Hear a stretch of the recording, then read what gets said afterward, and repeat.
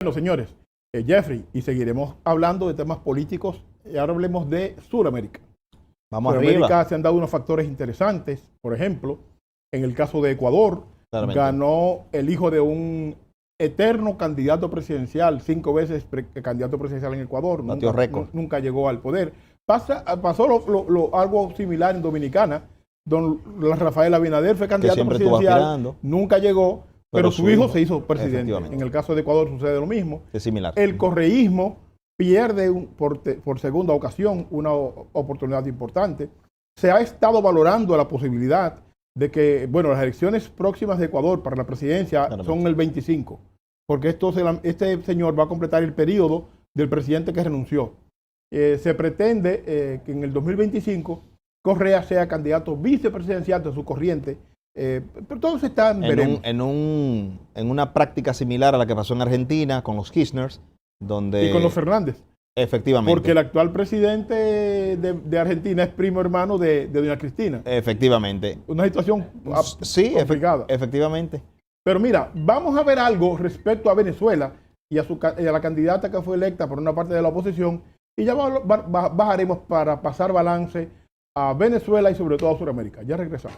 Bueno, ahí está el reportaje que nos habla de María Corina Machado. Efectivamente. La candidata que, bueno, la oposición venezolana, Jeffrey, acaba de realizar unas primarias para elegir su candidato presidencial y acaba de salir la joven Machado. Cuando tú hablas de oposición venezolana, pareciese como si todos los partidos que evidentemente son opuestos a Nicolás Maduro y al chavismo estuvieran unificados. Buena valoración la tuya. Efectivamente. Y en efecto no lo están. Exacto. De hecho, sectores importantes de la oposición no se sienten representados por María Corina Machado. Por ejemplo, una persona que fue una figura importante en la oposición durante muchos años, Capriles, por ejemplo, mientras Estados Unidos tuvo garantías de petróleo desde Medio Oriente, pues la relación con Venezuela fue muy tensa. Siempre fue así. En la medida en que... Durante ese periodo, así es. En la medida en que la situación en Medio Oriente se complica y la posibilidad de que los pozos petroleros iraníes reduzcan su producción producto del conflicto en Medio Oriente, pues Estados Unidos ha estado buscando su mejor proveedor de petróleo, además de mucho más barato y mucho más rápido por la cercanía. Por la cercanía, efectivamente. Y en la medida en que ha ido planteándose esa posibilidad, también han ido flexibilizando el bloqueo, que es una de las razones reales por la que Venezuela llegó a una de las crisis más profundas que ha tenido ese país en toda su historia. Bueno, eso llegó a un nivel tan fuerte que durante el gobierno de Donald Trump, a Nicolás Maduro se les ubicó como uno de los presidentes que mayor promovía el narcotráfico. O creo que estaba inclusive en una lista de los más buscados. Correcto. Eso fue inaudito lo que estuvimos nosotros mirando, ¿verdad?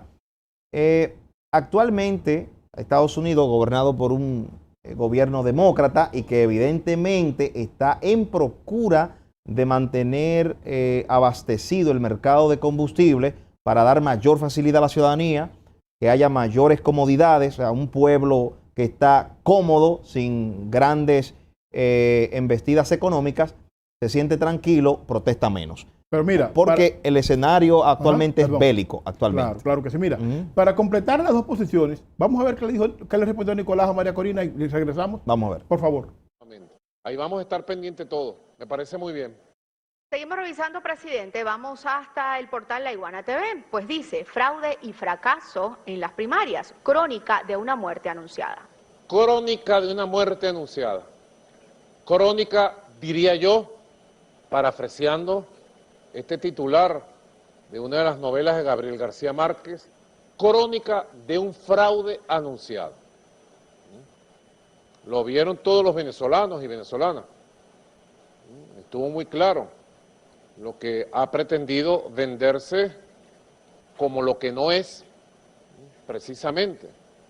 Ya sabemos nosotros las capacidades de mentir, de manipular y de hacer fraude de este sector extremista de la oposición venezolana. Es un sector que siempre sus planes...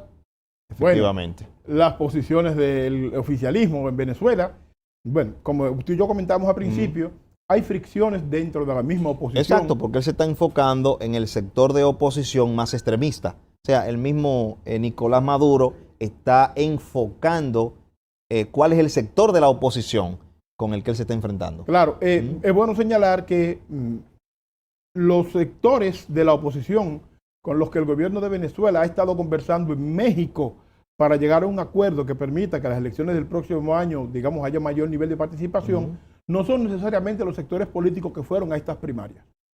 No necesariamente son esos sectores, son sectores distintos.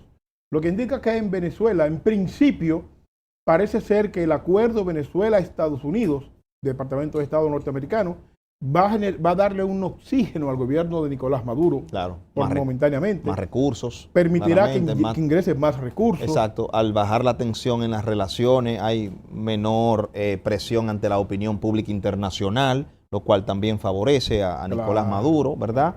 Hay una insatisfacción, claro está, en medio de este proceso de los venezolanos que radican aquí en Estados Unidos, que son lo más parecido a los cubanos que entraban aquí a Estados Unidos en medio de las tensiones que siempre hubo con el régimen de Fidel Castro, algo parecido, ¿verdad? Correcto.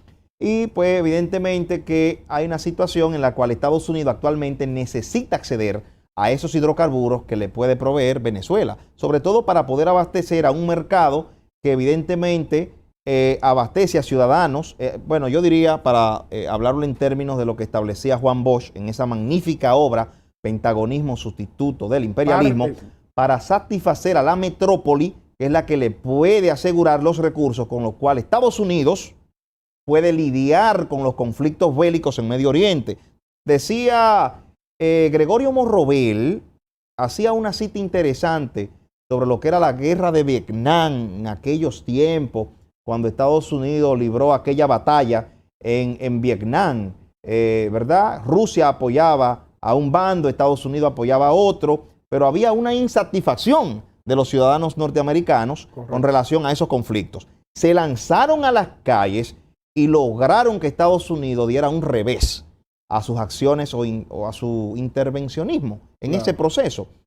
¿Qué es lo que me parece? En 1975. Exactamente. Entonces, creo que Gregorio Monrovel estaba trayendo ese elemento de la década del 60 y los 70 para más o menos proyectar lo que podría estar pasando actualmente con el actual escenario que estamos presenciando con esta guerra Israel-Hamás o evidentemente Rusia y Ucrania, donde Estados Unidos está apoyando con recursos. Pero tú sabes, con muchos recursos. Pero mira, tú sabes, Samuel, que muchas de estas cosas se resuelven ¿dónde? En las cámaras alta y baja, el Senado y la Cámara de Representantes. Entonces hay que jugar el ajedrez. Que vamos a tocar ese tema en el próximo bloque. Yo sé que sí, solo que hay que jugar el ajedrez de la mejor manera posible para poder dar jaque mate. Claro que sí. Mira, ojalá y este proceso de diálogo con Venezuela también abra un espacio de diálogo con Cuba. Correcto. Perdón, en la lógica siguiente. Y tú dirías como para recuperar los avances que hubo cuando el gobierno de Obama. Claro. Dar un paso atrás que permita, señores, usted puede estar de acuerdo o no con el régimen cubano. Eso es otra discusión. Ahora bien, en Cuba hacen falta insumos, en Cuba hacen falta pertrechos, en Cuba hace falta todo tipo de auxilio para que ellos puedan seguir produciendo por lo menos sus medicamentos. Claramente. Por lo menos sus medicamentos. A Cuba no están llegando repuestos de vehículos. ¿Por qué? Porque cualquier empresa a nivel mundial que tenga cuenta bancaria con Estados Unidos no puede hacer negocio con el gobierno cubano a partir de las modificaciones que aprobó el gobierno de Donald Trump.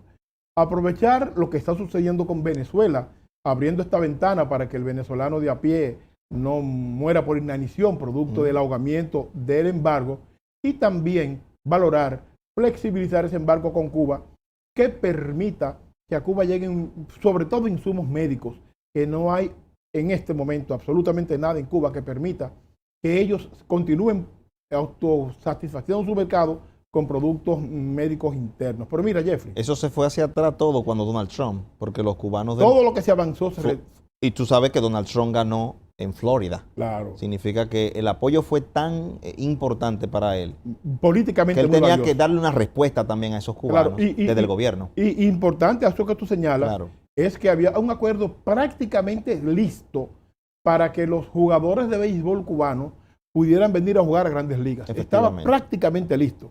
Y la visita de Obama a La Habana selló ese proceso. Así es. Pero como tú señalas, la llegada de Trump sepultó todo ese esfuerzo y este puede ser un momento importante para que el gobierno del presidente Biden valore esa posibilidad, porque la verdad, ya el pueblo cubano no resiste más restricciones y más dificultades. Así Pero es. Jeffrey, yo creo que deberíamos hacer un corte. ¿Qué tú crees? Yo estoy de acuerdo. Pues vamos entonces, regresamos ahora, director.